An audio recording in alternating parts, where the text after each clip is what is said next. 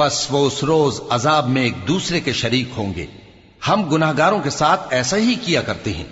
ان کا یہ حال تھا کہ جب ان سے کہا جاتا تھا کہ اللہ کے سوا کوئی معبود نہیں تو تکبر کرتے تھے اور کہتے تھے کہ بھلا ہم ایک دیوانے شاعر کے کہنے سے کہیں اپنے معبودوں کو چھوڑ دینے والے ہیں؟ نہیں، بلکہ یہی حق لے کر آئے ہیں اور پہلے کے پیغمبروں کو سچا کہتے ہیں. بے شک تم تکلیف دینے والے عذاب کا مزہ چکھنے والے ہو اور تم کو بدلہ ویسا ہی ملے گا جیسے تم کام کرتے تھے.